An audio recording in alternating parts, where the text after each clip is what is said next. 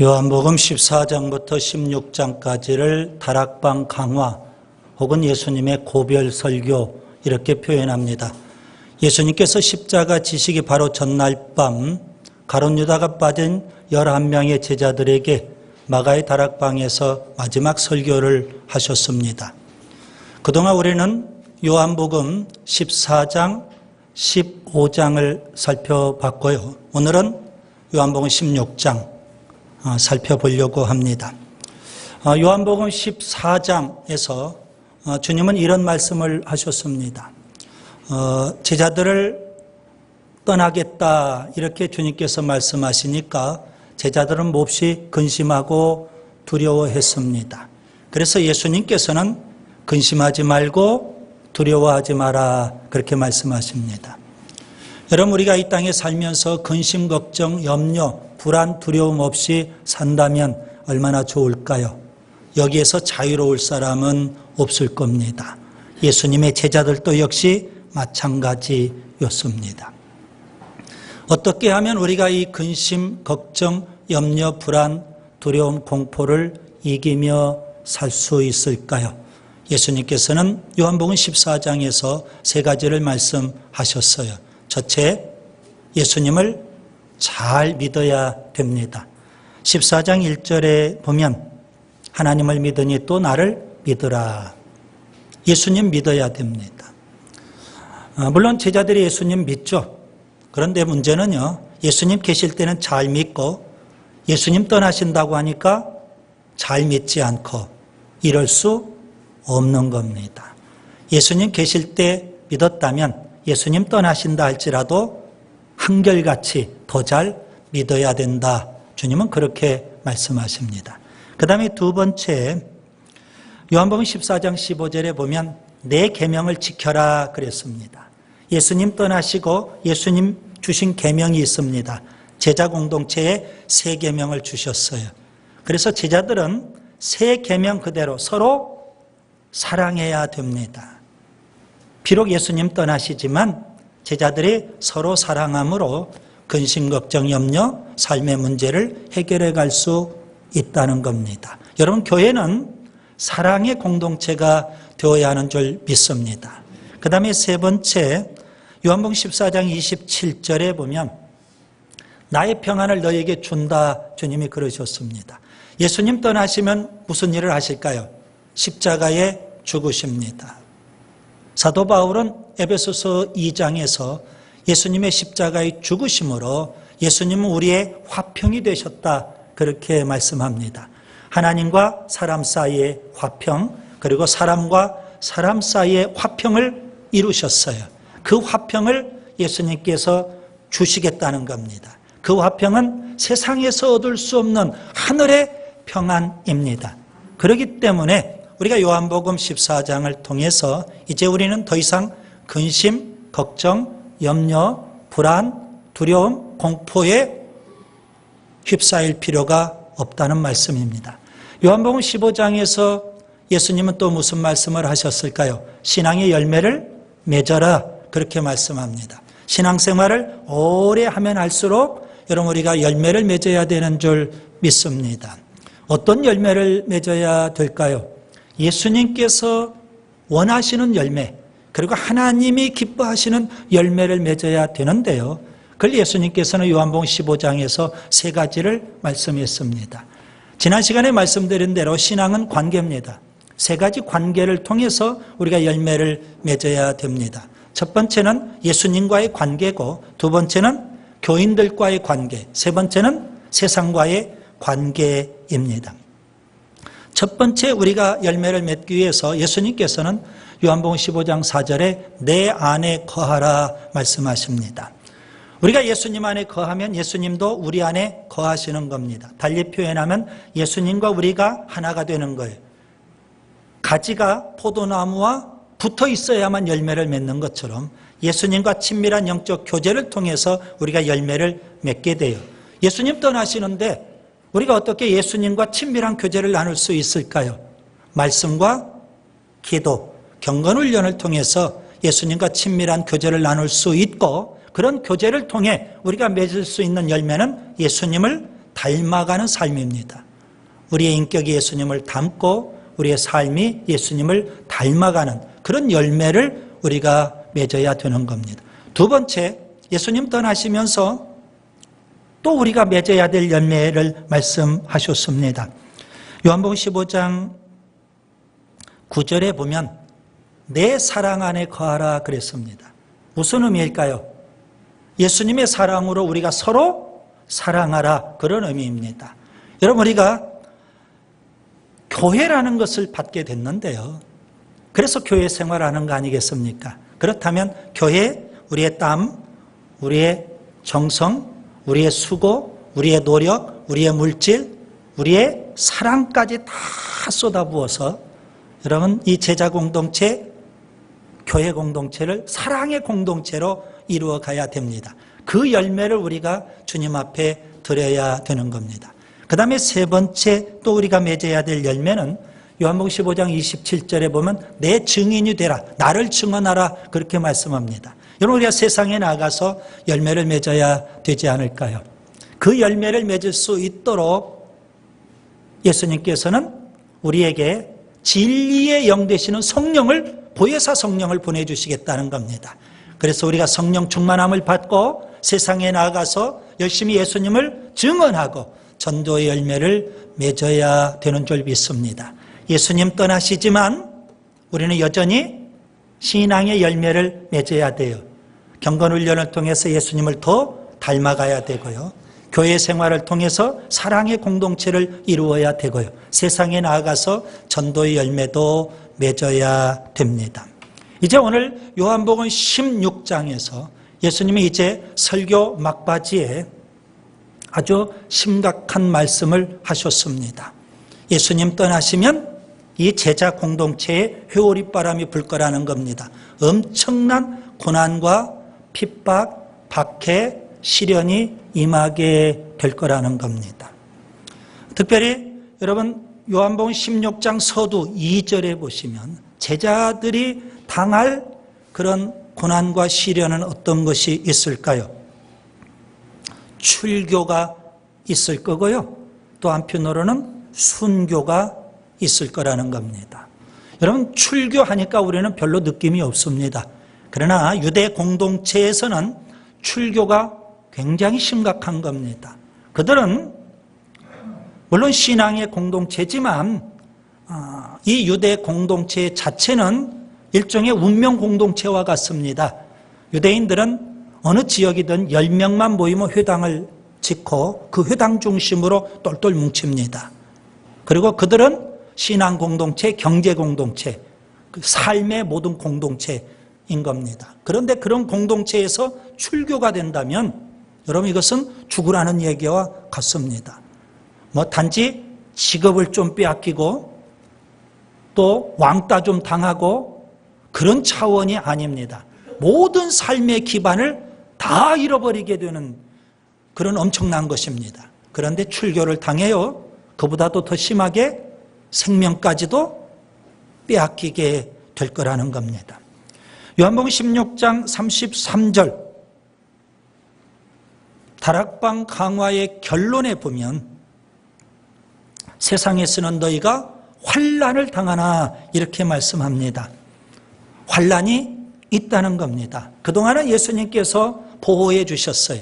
그런데 예수님 떠나면 이제 제자 공동체, 교회 공동체에도 엄청난 고난과 핍박, 환난이 찾아오게 된다는 겁니다. 물론 예수님 이름 때문에 당하는 고난, 핍박도 있고요. 개인적으로도 우리가 예수 믿고 신앙생활하면서 여러 가지 겪는 어려움, 고난, 역경도 분명히 있을 겁니다.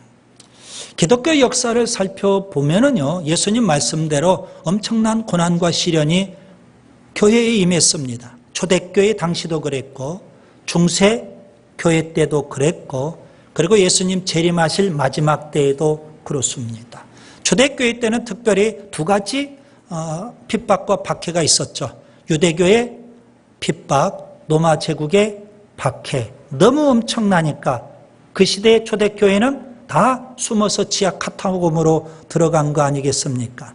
여러분 대표적인 사람 바울을 보세요. 사도행전에 바울이 나왔죠. 그가 유대교의 골수분자였는데요. 그는 예수님을 아주 증오합니다. 그리스도인을 아주 핍박합니다. 교회를 없애버리려고 작정한 사람이었습니다. 스데반이 순교한 것 그 현장에서 진두지휘했던 사람이 바울이었습니다. 주변에 있는 사람들이 그런 바울을 가리켜서 사도행전 9장 1절에 예수님의 제자들에게 위협과 살기가 등등한 사람이었다. 이렇게 표현합니다. 바울도 스스로 빌립보 3장 6절에서 이런 고백을 합니다. 열심으로는 내가 교회를 핍박했다.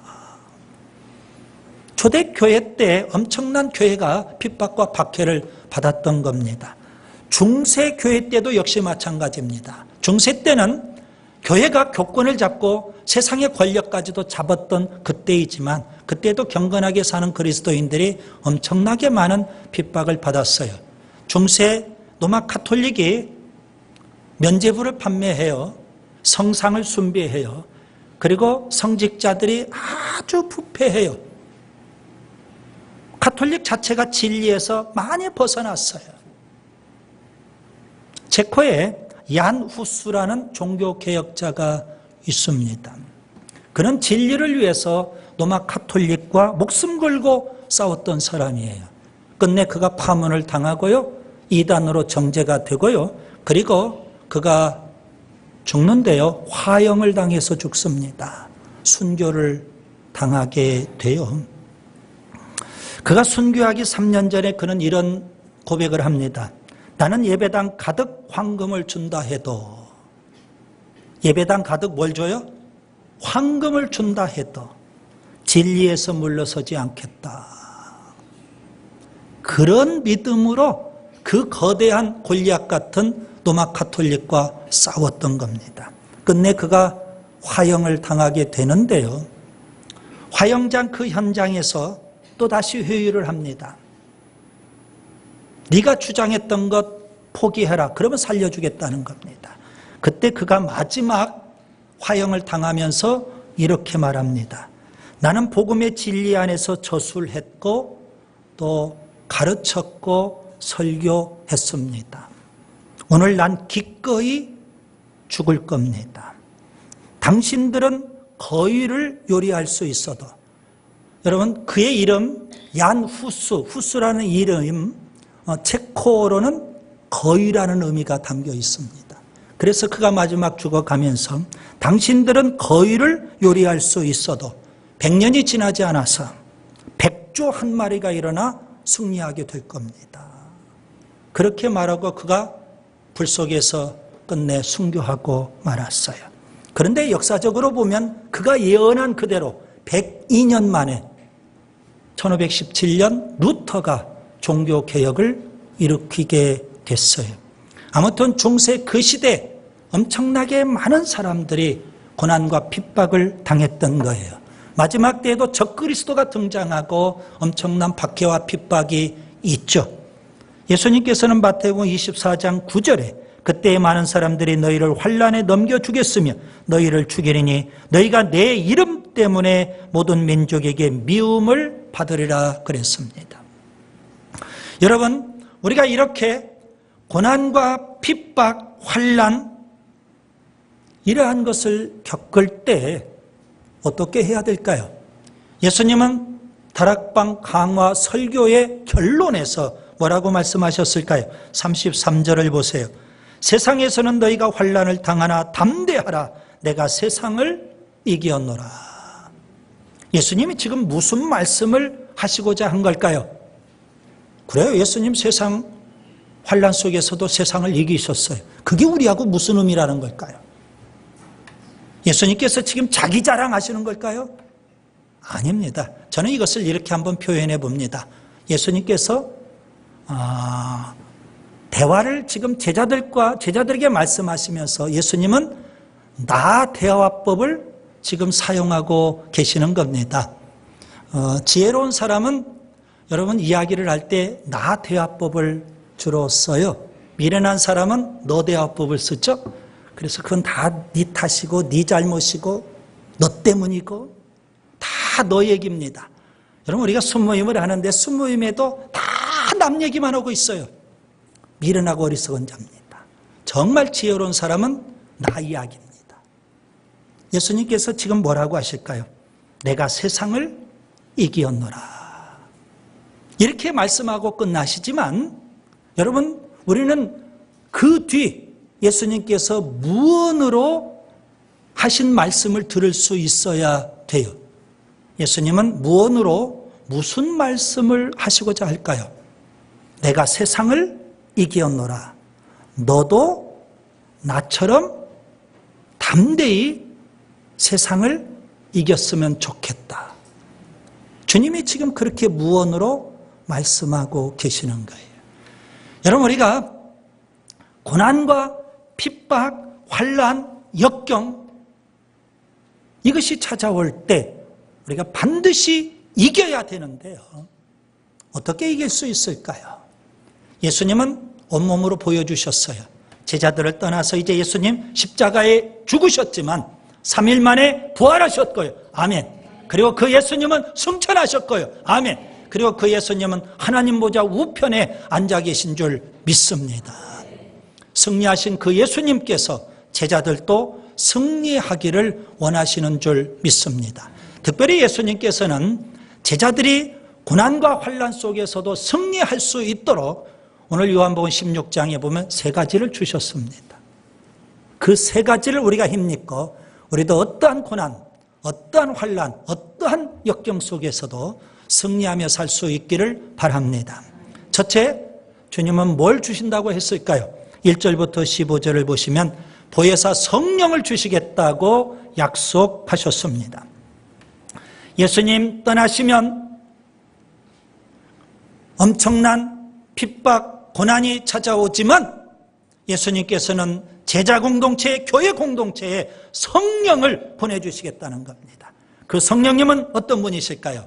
그동안 예수님께서 다락방 강의에서 말씀하신 대로 보혜사 성령님이신 줄 믿습니다. 여러분, 성령이 임함으로 우리가 얼마든지 고난을 이길 수 있더라는 겁니다. 보혜사 성령님이 오셔서 무슨 일을 하실까요?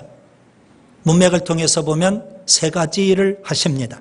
우리가 지난 시간 15장을 살펴봤었는데요. 15장 26절과 27절에 보시면 보혜사 성령님은 우리와 함께 예수님을 증언하시는 일을 하십니다. 그 다음에 두 번째, 오늘 본문 8절부터 11절에 보시면 세상을 책망하시는데 죄에 대해서, 의에 대해서, 심판에 대해서 세상을 책망하신다는 겁니다. 여러분, 성령님이 책망하시는 죄 문제, 죄란 뭘까요? 죄 중에 죄는 예수님을 믿지 않는 게 죄입니다. 그러면 의란 것은 무엇일까요? 여러분, 본문에 보시면 의라는 것은 아버지께 가는 게 의입니다. 여러분, 우리가 의가 있어야만 아버지 앞에 갈 수 있고 천국에 갈 수가 있어요. 그런데 우리 모두가 다 죄인이잖아요. 어떻게 아버지 앞에 갈 수 있을까요? 어떻게 우리가 의를 갖고 아버지 앞에 갈 수 있을까요? 예수님을 믿음으로, 예수님의 그 의를 우리가 옷 입고, 그래서 하나님 우리를 의롭다 하시고, 그래서 그 의 때문에 우리가 아버지 앞에 갈 수 있고 천국에 갈 수 있는 줄 믿습니다. 심판이란 뭘까요? 이 세상 임금인 마귀 사탄이 이미 예수님 오심으로, 예수님 십자가에 죽으시고 부활하심으로 이미 심판을 받은 겁니다. 마귀 사탄만 그렇습니까? 아닙니다. 예수 믿지 않는 심령들도 이미 그들은 의가 없고 정죄를 받기 때문에 심판 아래 있는 겁니다. 그 다음에 세 번째, 보혜사 성령님이 오시면 제자들을 진리 가운데로 인도하신다고 여러분 13절부터 15절에 말씀하고 있습니다. 성령님, 우리를 진리 되시는 말씀으로, 우리를 진리 되시는 예수님으로 인도해 주시고 우리를 천국까지 인도해 주시는 줄 믿습니다. 여러분, 오늘 우리가 본문을 통해서 배울 수 있어요. 우리가 어려움이 찾아올 때, 고난이 찾아올 때, 역경이 찾아올 때 우리가 어떻게 해야 될까요? 그거 피하려고 인간적인 방법, 세상적인 수단 쓰지 마시고 주님 앞에 나와서 성령 충만함을 받을 수 있기를 바랍니다. 성령님이 주시는 지혜와 능력을 힘입고 그런 고난도 시련도 역경도 우리가 이겨야 되는 줄 믿습니다. 그 다음에 두 번째, 주님은 또 무엇을 주실까요? 16절부터 22절에 보시면 부활의 기쁨을 주시겠다고 약속하셨습니다. 여러분, 제자들은 지금 예수님의 말씀을 이해하지 못합니다. 조금 있으면 나를 보지 못하고 또 조금 있으면 나를 보리라. 도대체 이 말씀이 무슨 말씀일까? 제자들이 이해할 수가 없어요. 그래서 그들은 마음속에 예수님에게 좀 물어보고 싶은 거예요. 16절부터 18절을 보시면. 그래서 예수님은 제자들의 마음을 아시고 제자들에게 설명을 해 주십니다. 예수님께서는 특별히 해산의 고통과 출산의 기쁨으로 설명을 해 주셨어요. 여러분, 본문을 자세히 보세요. 16절, 조금 있으면 너희가 나를 보지 못하리라. 이 말씀은 무슨 의미일까요? 예수님께서 십자가에 죽으신다는 것을 말씀합니다. 이것은 제자들에게 해산의 고통과 같은 걸 거예요. 그런데 또 조금 있으면 나를 보리라, 이렇게 말씀하셨어요. 이 말씀은 십자가에 죽으시지만 예수님 부활하신다는 것을 말씀하는 거예요. 이것은 곧 제자들에게 출산의 기쁨과 같은 거예요. 예수님께서 왜 이런 말씀을 하실까요? 여러분, 우리가 고난이 찾아올 때 어떻게 하면 고난을 이길 수 있을까요? 예수님을 보세요. 예수님 십자가의 고난을 당하셨지만 그것으로 끝나지 않았어요. 그 뒤 부활의 영광이 있는 줄 믿습니다. 여러분, 우리가 고난을 당하지만 고난으로 끝나지 않습니다. 고난 뒤에는 뭐가 있을까요? 하나님이 주시는 부활의 역사, 축복의 역사가 있는 줄 믿습니다. 여러분, 신앙의 공식이에요. 고난 후에 영광. 구약의 욥을 보세요. 엄청난 고난을 당했지만 그 고난을 잘 극복했더니 하나님께서 갑절의 축복, 영광을 주신 줄 믿습니다. 그래요. 그래서 오늘 우리가 어떠한 고난이라도 우리가 극복할 수 있어요. 고난 너머에 하나님이 주시는 영광이 있기 때문에 그렇습니다.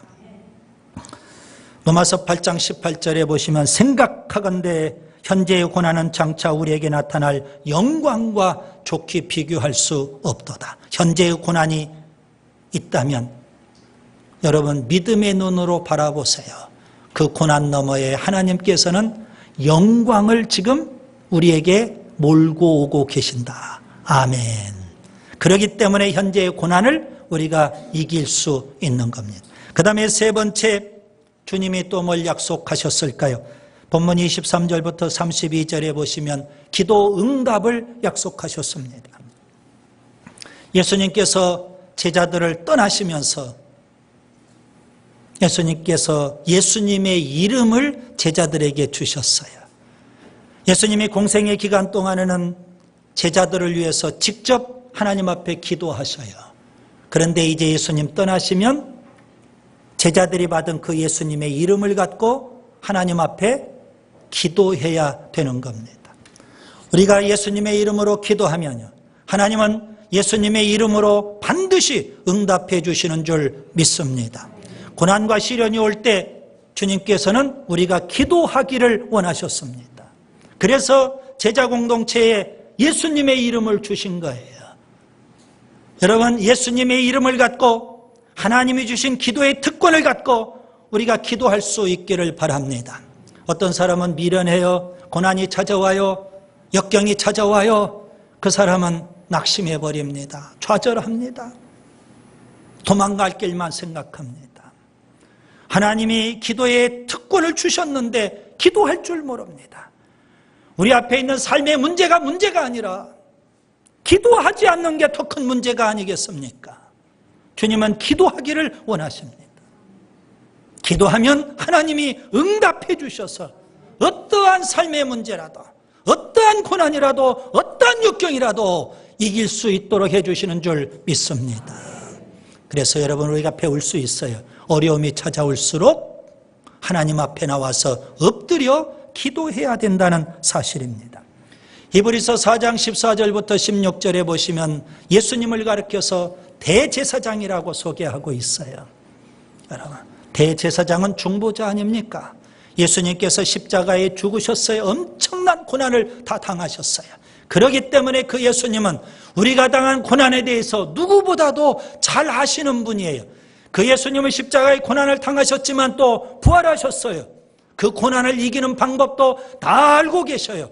오늘 우리 시대 용어로 표현해서 노하우를 갖고 계셔요. 그래서 우리가 주님 앞에 나와서 참으로 우리의 고난의 문제를 놓고 기도하면 주님은 우리의 사정을 너무나도 잘 아셔서 우리를 동정해 주시고 우리에게 때를 따라 돕는 은혜를 베풀어 주시는 줄 믿습니다. 문제는 뭘까요? 우리가 그 은혜의 보좌 앞에 나올 생각을 안 해요. 그 은혜의 보좌 앞에 나와서 예수님의 이름으로 기도해야 되는데 그 고난과 시련 앞에 코만 빠뜨리고 있는 거예요. 낙심하고만 있는 거예요. 한숨만 푹푹 쉬고 있는 거예요. 그러니 어찌 이길 수 있을까요? 다락방 강화의 결론을 보세요. 세상에서는 너희가 환난을 당하나 담대하라, 내가 세상을 이기었노라. 너희도 나처럼 담대히 세상을 이겨라, 환난을 이겨라. 주님이 그렇게 말씀하시는 줄 믿습니다. 베드로전서 4장 1절에 보시면 그리스도께서 이미 육체의 고난을 받으셨으니 너희도 같은 마음으로 갑옷을 삼으라. 예수님의 고난을 생각해 보세요. 우리도 그 고난의 길을 갈 수밖에 없잖아요. 그런데 주님 보니까 우리도 이길 수 있어요. 주님의 세 가지를 약속해 주셨거든요. 보혜사 성령님을 주시겠다는 거예요. 그래서 여러분 고난이 올 때 주님 앞에 나와서 성령 충만 받으시기를 바랍니다. 그 다음에 두 번째, 고난이 찾아올 때 주님은 부활의 기쁨을 약속하셨잖아요. 고난 너머에 영광이 있다는 것을 꼭 기억하세요. 그리고 세 번째, 고난이 찾아올 때 예수님의 이름으로 기도하세요. 하나님은 응답해 주시고 고난을 극복할 수 있도록 지혜와 능력도 주시는 줄 믿습니다. 여호와 니시, 승리하는 삶을 사셔야 됩니다.